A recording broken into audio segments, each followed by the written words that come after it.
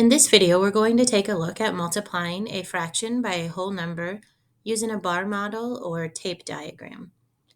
This standard builds on students' work from fourth grade when they multiplied a unit fraction by a whole number. Here we're going to look at multiplying 4/5 times 60.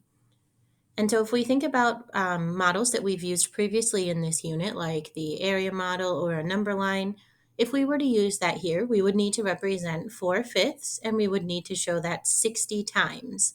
So that would mean on a number line, we would make 60 hops that were 4/5, or we would draw rectangles and shade in 4/5 60 times.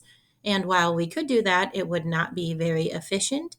And so when we start to work with multiplying fractions times larger whole numbers, we start to look at other models that we could use. So here we'll look at using a bar model or a tape diagram for 4/5 times 60. The first thing that we'll do is create the bar model, which is just going to be a long rectangle. And this entire rectangle is going to represent our whole, which is 60. So this represents 60. So we like to label that at the end. And now we know that we need to find 4/5 of 60. So what we'll do is we'll split this model that's representing 60 into 5 equal parts so that we can find 4/5 of 60. So let's do that first. We'll split this into 5 equal parts. And now we need to think about this. Well, so this entire bar model here represents 60. But what I've just done now is split this 60 into 5 equal parts. That means I need to figure out, well, how much is in each part then? So we need to think about, well, if we took 60 and we split it into 5 equal groups, how much would be in each group?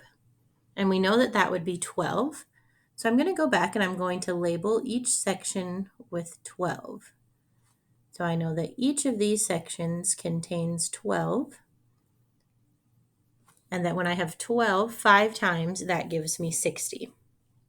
Now, the other thing that we may want to label on our model or just keep in mind is we know that each of these sections is 1/5 because we are going to be wanting to find 4/5 of 60. So each of these sections is representing 1/5, and in each fifth we have 12. So we can look now and see, well, we need to find 4/5 of 60. So that means I would have this 1/5 here. You could shade these, you could circle them, whatever works best for you. So that's 1/5. Here would be 2/5, 3/5, and then lastly would be this here, which would be our 4/5. Now I need to go back and see, well, how much is that all together? So I see that I have in each of these 4/5, there are 12.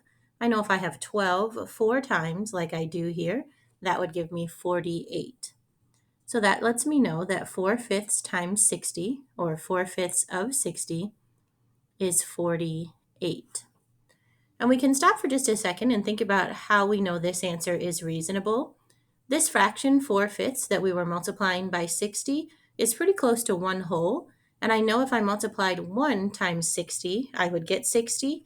So I should expect that when I multiply a fraction close to 1 whole by 60, my answer should be relatively close to 60, and 48 is pretty close. So I could say that that is definitely a reasonable answer.